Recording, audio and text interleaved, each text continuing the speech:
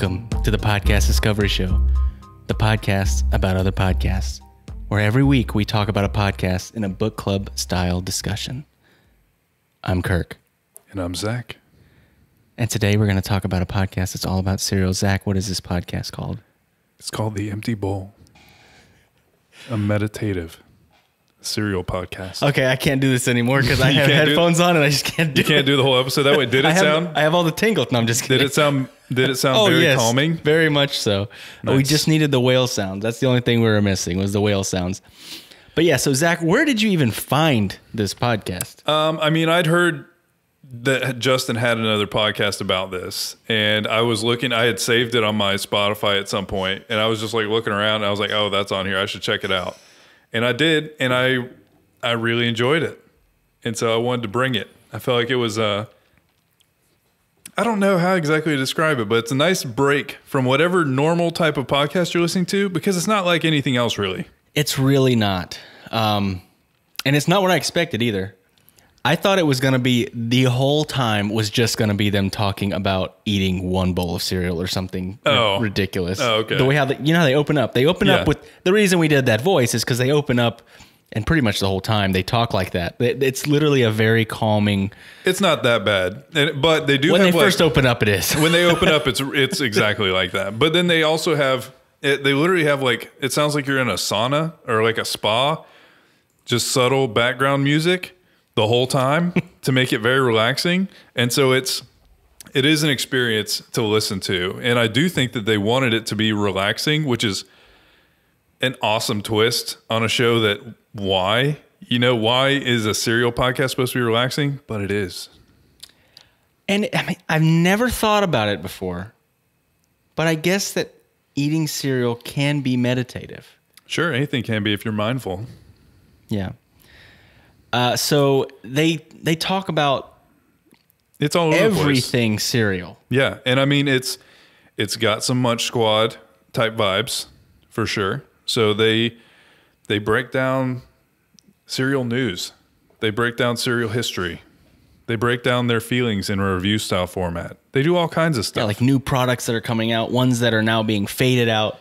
They talked about so many different things, so many different flavors of cereal that I've never even heard of or have never even seen in the stores. That is one thing that I was curious about. Like, because, okay, we both went and got cereal for this episode. In between shows, we hope that if you who are watching like cereal, we hope that you join us in between the PDS and Todd's, because we're going to eat cereal. Because this show definitely makes you want to eat cereal. It does. But I was just in the cereal aisle, and it took me back to a gentler age where all I cared about was cereal.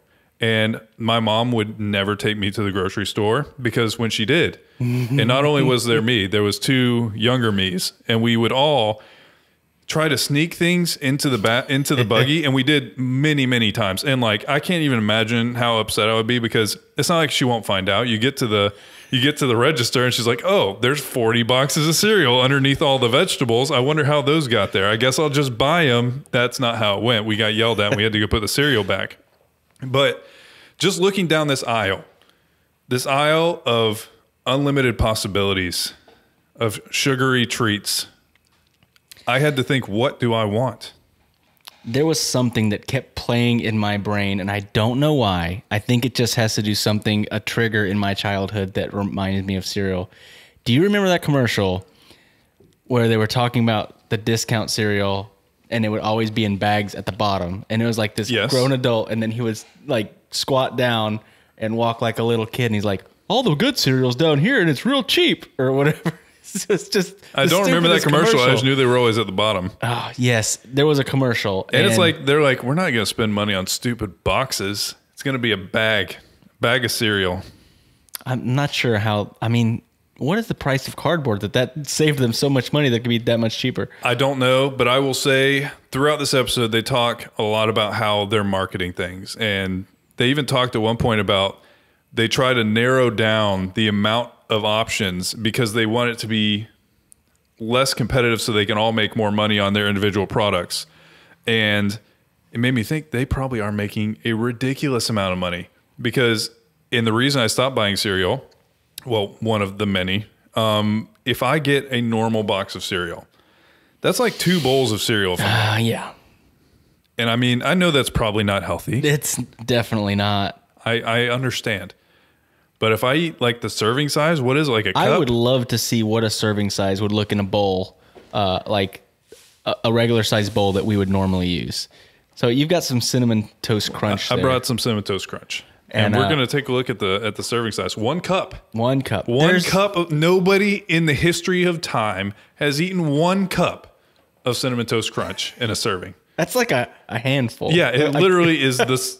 It hasn't happened. So it hasn't happened, and it just confirms what I'm saying, is that there's 4 cups in a box of cereal, and so I eat the whole box of cereal in one setting. And does it help that I have a giant bowl that I eat cereal with? No, it doesn't help. I always get the biggest bowl. I know that's part of the fun, and that's the thing. I do feel like cereal takes me back to like childhood in a way, because it's not like I eat cereal all the time, so it like kind of makes me nostalgic of those times when I was just eating cereal and trying to hide cereal in the cart and everything like that. I'm not gonna lie. Okay, so I did love cereal as a kid. I ate cereal all the time. I was not picky. I liked all of the cereals. There was very few that I didn't like. But as an adult, I think that a lot of my opinions on cereal are going to make people angry, especially seeing how much of a discussion in our small group, the Podcast Discovery Club, this topic. There was a heated debate in the Podcast Discovery Club today. If you aren't a part of it, join it. We have a good time and we goof off in there. And all I asked was, what is your favorite cereal? I didn't make it where, what is the best cereal at all? But every single person that came in, they're like, the best cereal is X, and if you don't agree, I will fight you right now. It was all definitive. And if you pick anything else, you're wrong. You're an idiot and you're wrong and it's stupid. It was a lot of heated, very passionate opinions, and I appreciate that. It was all tongue in cheek. Yeah, there was no actual animosity behind it. But I do feel like a lot of my opinions regarding cereal may be I'm an expert in this, my own opinion. You're an expert in your own opinion. I am an expert. Aren't we all? Aren't we all? So no one can question me in my expertise. Okay, well, I have a couple things that I do want to ask you. After, I feel like we should at least talk about their show a little bit, because it really is awesome. So, okay, one of the things they talk about some of their favorite cereals was like a Hostess donut, a powdered donut cereal. Never seen it. And that we got off topic from that. It's like, I haven't seen 90% of what they talk about in this episode. I don't know what bougie. At one point, he starts talking about a Super Mario cereal that was apparently horrible, and they're cereal lovers and they hated it. When recently was there a Super Mario cereal? No, was it recent? Yeah, he said a few years ago. Oh, I don't know. It sounds like it's one of those things that people just throw it against the wall and see if they can get kids on it, and then that's it. You know, they really just try whatever. But then they mentioned that because the donuts apparently got taken out, so then they mentioned that both of them love the Twinkie cereal. I've seen the Twinkie cereal. I haven't tried it, but I haven't seen the Twinkie one.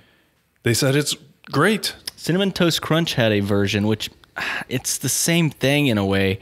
It was churros. It was like mini churros. Oh, I saw those when I was over there. Those were good. But I mean, it's Cinnamon Toast Crunch in a different shape, right? Exactly what it was. Cinnamon Toast Crunch is already churro flavored. Yes. That's what it is. They just need to call it churritos. Yeah, just little baby churros, and that's it. You know, but that's what makes it good. That's what makes it delicious. So they talked about that. Okay, the one that cracked me up was they talked about, what was it? It was Cinnamon Toast Crunch and Fruit Loops yogurt, or was it Trix yogurt? It was one of the two. Twix yogurt. And he said it was unnaturally firm. Everything about his description of this disturbed me. And the other thing that I really appreciate about Dan, we didn't mention this, but it's hosted by Justin McElroy of Mabim Bam. And then also Dan Goubert, who has an amazing blog called Cerealously. So if you were at all interested in cereal blog that's very kind of funny and tongue in cheek, like you said, where it does not take itself seriously. He just loves talking about cereal, and it talks about everything. And that doesn't just mean current cereals that are out. Like the one that I was looking at is this abomination: Aunt Jemima and Captain Crunch Berry-tastic pancake mix with ocean blue syrup. It is blue, completely blue. And literally, I'll read you the label off this. Captain Crunch's ocean blue, artificially maple flavored syrup. Is there anything in that? Is it literally a jug of corn syrup that is blue with maple flavoring? Yes. And then there's pictures, like he walks through this whole process. The batter looks disgusting. It's got like crunch berry flecks in it. And then you make it, and it kind of looks pancake-like. It looks like gray, tepid. You know, it doesn't look great. It doesn't look appetizing. And then you just hit it with some blue sauce. And so that does not look appetizing even a little bit. It does not. It does not at all. And honestly, he gave it a 9 out of 10. And I can't tell if that's sarcastic, but he did. So maybe. Okay, so here's an example of his writing, and maybe the reason you should check out Cerealously, because it is really funny. The breakdown. So, spoiler alert on the Captain Crunch pancakes and the blue syrup. The breakdown. Charmingly ostentatious and playfully excessive, this pancake and syrup combo tastes almost nothing like its namesake cereal brand. Just plain and simple box mix pancakes that look like Crayola crayon cakes with a touch of spectral blueberry. But that shouldn't stop you from having dumb fun eating unforgettably dumb food till it turns your dopamine receptors numb.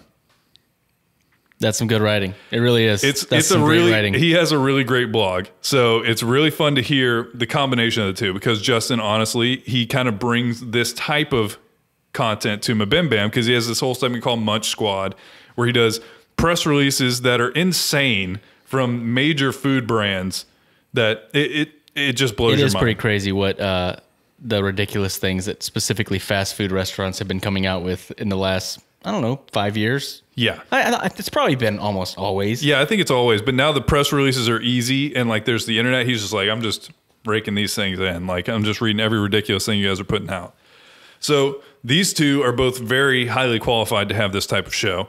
And also, I think Dan, the commitment level is what does it. Because Dan mentioned when he was talking about the really thick, way over sweetened Cinnamon Toast Crunch yogurt that was like closer towards ice cream than yogurt.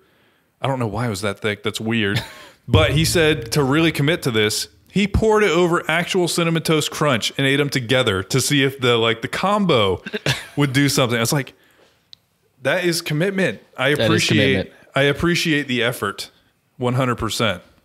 And I also felt like Justin was giggling multiple times throughout the episode, just because I think honestly, as I was listening, I was like, we picked the wrong podcast. Their entire podcast is just people sending them cereal. I thought the same thing. They're having a great time just eating cereal. His wife's got to hate that. Like, honey, our pantry, we have no room in our pantry. Yeah. There's 48 boxes of cereal in here. Now we have no room for the pancake mix. We have no room for the rice. Yeah. Yeah, I mean, who knows how much he's being sent. Like, but honey, we've got so much free cereal. Yeah, and it's basically just like this. They kind of just break down different cereal topics, and they're usually hilarious. They have a lot of really fun stuff going on, and they mix and match it. So here's my first hot take. I am not a breakfast guy. I think you actually are on the same page. I'm not either. Yeah, with me on that. So with that said, I don't eat a lot of cereal specifically in the mornings. No, this is my ideal time to eat cereal. However, because, and I was actually wondering about this, I don't know the cereal culture in other countries. I'm actually really curious about if every other country has cereal like us, or if it's more actual balanced, nutritious meal. Would you like some? I actually was curious about this as well. I'll look some things up. All right, you find the article, and I'll. Oh, I got it right here. So, but yeah, go ahead. To me, at least American cereal is more of a dessert as an adult. I agree. So there's been many a times where like we'll eat dinner early and then it's bedtime, all the kids are asleep, and I'm like, man, I'm hungry again. That's the time that I go get me a bowl of cereal. I take it to the bedroom and I eat it like a savage in the bed, and then tippy toe back out to the sink, put it in there. Honestly, I don't think that's a hot take. I don't want a giant bowl of Frosted Flakes in the morning. I want it like, that's what I'm saying. Literally, when we're about to eat cereal is peak cereal eating time for me. Right at night, when you're eating shame food, you know, nobody's eating a bowl of celery at 9 or 10 o'clock at night.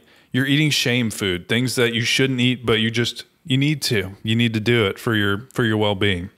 But I thought the same thing essentially, because when you look at cereal, you're like, that is mostly sugar, and that's why it tastes so good. I mean, it tastes great. Oh, it tastes but great. It's literally closer to a candy bar than it is to yeah. I think anything else. I think that's entirely accurate.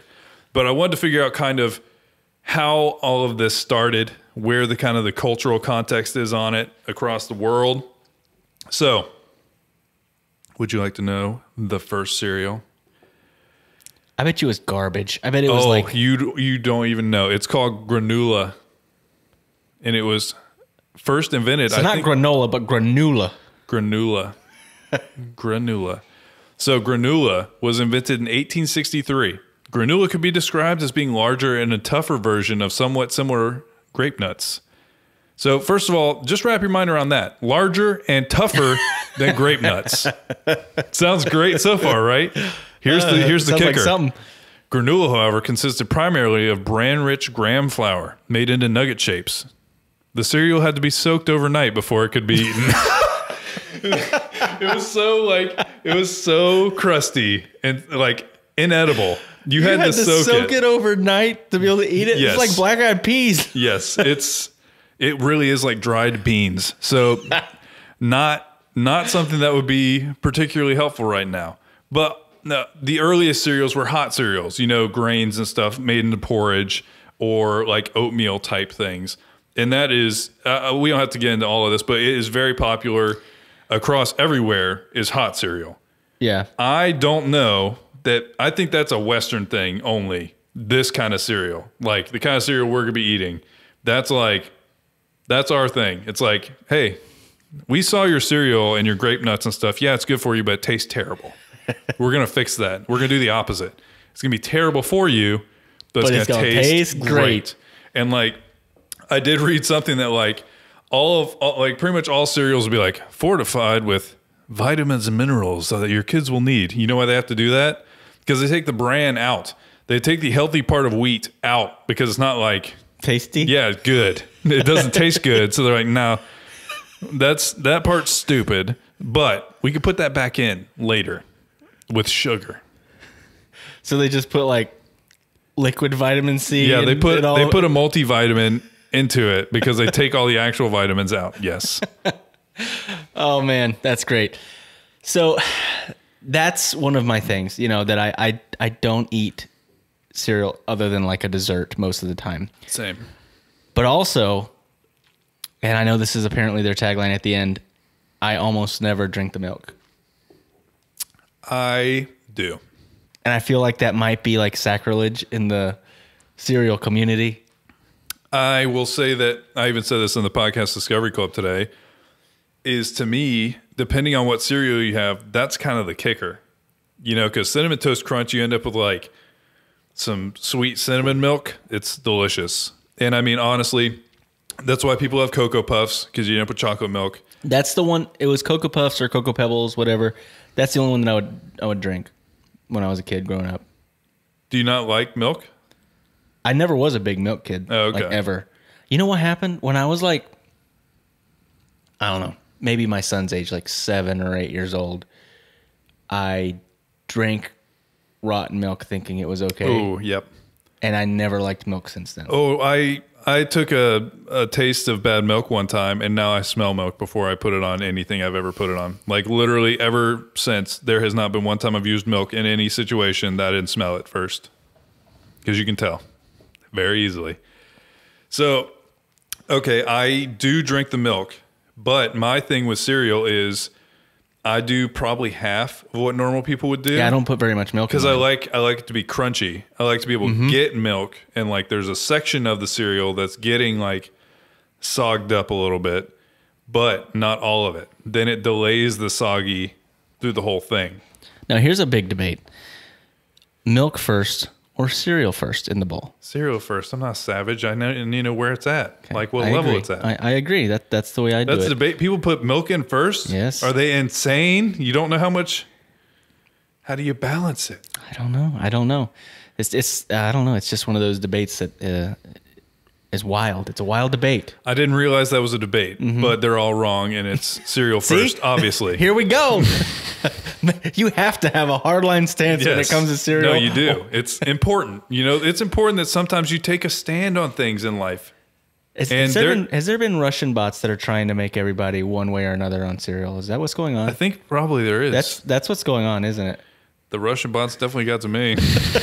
No, I don't actually care, but like, it makes no sense. It makes no sense because it is funny. Like, I don't think I've seen such a hardline stance from people on very many things. Okay, so I'm in another podcast group, the Gravity Beard Interns, which we've talked about. We've actually had Toph on before on one of our live streams, but Paul from Varmints is notorious and also famous in that group for doing, they call him Elimination Paul, because he has elimination polls. Like, he is a master at creating polls in the group. And there's like, I don't know, 300 people in there. So there's a good bit of people, and everyone's fairly active. And he did a cereal one, and it was a bloodbath. People lost it. People lost. Do you remember what the poll was? Well, yeah, it was an elimination poll. So there was like 40 cereals, and you had to vote for your favorite, and the ones that didn't get enough votes would be eliminated. There were like three per day or something would be eliminated. And I don't remember which one won, but no matter who won, many people were going to be mad. Yeah. And that's what's great about a lot of those polls is no one's ever happy. Yeah, no, definitely not. Definitely not. But I do like that there's a lot of hardline stances on cereal. I really appreciate it. And it's a good thing to pick. So since we're going to eat our favorite cereals in just a little bit, what do you think is your favorite cereal? And see, this is where I had problems, because these are my favorite, like, junk cereals. You know what I mean? Mm-hmm. This isn't something that I would like buy every week so that I had like a random snack. You know, when I would do like buy cereal when it was on sale, so I just had it around for a snack, it was what you got. Mm-hmm. Honey Bunches of Oats. That's my favorite. That's my favorite because I don't feel super bad about eating it, for one. Yeah. I know it's still got sugar, but yeah, it's not like this. Yeah. No, I went junk food. For this. But that's it. I love the flavor of it. I love, I don't know. It tastes good. I don't feel as bad, and it's not as heavy, because like sometimes I'll eat copious amounts, but not like. I'll eat copious amounts of like Fruit Loops or love Fruit Loops. Fruit Loops is one of the ones that every time I eat it, I'm like, I remember this being so much better. Might have been. So that's one of the better in the past. Yeah, it was better in my past. Fruit Loops or like Lucky Charms. Lucky Charms is the one is like I love it when I'm eating it, but then I feel like a horrible monster garbage person for have eaten it. I've aided it. The thing. Yeah. But yeah, so my favorite is Honey Bunches of Oats because it straddles that line. Yeah. No, and honestly, okay, here's how I picked. I have never once said no to a bowl of Cinnamon Toast Crunch, honestly. Secondly, the Reese's Puffs. That was a childhood one. That was one that like I would always go for because I was like, wait, I can have candy for breakfast. I think that was wasn't that their thing? It's like, you can have candy for breakfast, kids. And we're like, yeah. And that was it. You know, and I like peanut butter, but that's all it took. Because it's basically like any of those other little corn circle cereals, except this one tastes like peanut butter, kind of. So yeah, that's how I chose mine. But yeah, in case you were wondering, am I going to have a half bowl of all three cereals? Yes, I sure am. And I'm going to hate myself afterwards. But it's going to happen. And it is because of the inspiration I drew from the empty bowl. So when I listened to this podcast, I went to a dark room. I put on my headphones. I put a mask on. I laid down and I let myself just really soak in this meditative the ambiance podcast all about cereal. I did eventually fall asleep, and I did have a nightmare of Captain Crunch and Tony the Tiger chasing me down a hallway, kind of like from The Shining. I get that. No, but it was a great show. It was fun. What can you say? I mean, it's a meditative show about cereal. That is what it is. Honestly, as I was listening to it, and as me and Kirk were talking this week, we were even looking up discoveries for the other Discovery show. And everything is just inundated with COVID. You know, everything in our feed in general is just about the terrible thing that's happening right now. And this is a reprieve. This is a reprieve that is just based off soft tones, relaxing music, and cereal. And that's kind of a win. Yeah, it is a good distraction. It's a great distraction. So I really enjoyed it. I hope you did as well. I really did. We are really looking forward to digging into some cereal. So if anybody watching has some cereal and they want to join us, we would love to invite you to do that. And we'll turn our mics down. We know nobody wants to hear that. We'll turn it down, but we'll just talk and have some cereal together. So before we go to our recommendation for next week, we did have some people reach out to us and ask us, because we do have a Patreon. I do have a little bit of an issue of putting, and we even talked to some friends about this that are trying to help us. And we've talked about, we feel a little bit weird about putting any type of our content behind a paywall. It just feels weird. Yeah. And we actually had a few people reach out to us. They're like, hey, how can we support the show, but not really, I don't want to do this not a monthly subscription. Monthly thing. So we are going to start putting our Venmo, because we did get an account for the podcast since we started doing small ads and stuff like that. So we do have our Venmo. It's PDS Crew, but there's PDS_crew. Yeah, that's it. Is it did it have the? I don't think it did. I think it was not. PDS Crew. Anyway, the link will be in the show notes. So if you want to throw a few bucks to the Podcast Discovery Show, if you've got them, there's no pressure at all. We just really appreciate your time and listening to the show, and tell somebody about it. Yeah, absolutely. Really appreciate it. So that brings us to this week's recommendation. I listened to a podcast today that I really liked. I had heard of it, but today was the first time that I listened to an episode. It's called the Sporkful. I like it already. And it is essentially a food podcast, but this episode that I'm recommending is more about the psychology and the data behind customers at a restaurant. It was very intriguing. They go to like a up and coming small restaurant in somewhere in New York. I want to say Brooklyn, but I feel like that's generic and it could be wrong. It's just like just pick one. You can't. Your odds are good. That's why I said in New York. Yeah, your odds somewhere are good. In New York. Somewhere. But it's they go to a restaurant there. It's a small restaurant, and they got a lot of notoriety, but in a lot of ways it wasn't a good thing. Like they weren't able to capitalize on it, and they were trying to find the best way to capitalize on it. It was really interesting to talk about getting the best, essentially price per minute, per table. It's really, or per chair, per seat, not even per table, per seat. Oh, that's serious. So it was an interesting breakdown. But it's well written. It's not just very boring numbers. No, it's very well written, good discussion about the psychology behind a customer at a restaurant. And it talked about things that I never would have thought about as a customer, but thinking in retrospect with them talking about it, it was I found myself being like, yeah, I think I've done that. Yeah, that's really interesting. So the episode that I'm recommending is the Great Data-Driven Restaurant Makeover. And that is the Sporkful. So till next time, guys, there's always more. You want to try that again? What am I supposed to say? And remember. And remember. Or the other way. And remember. There's always more to discover. There it is.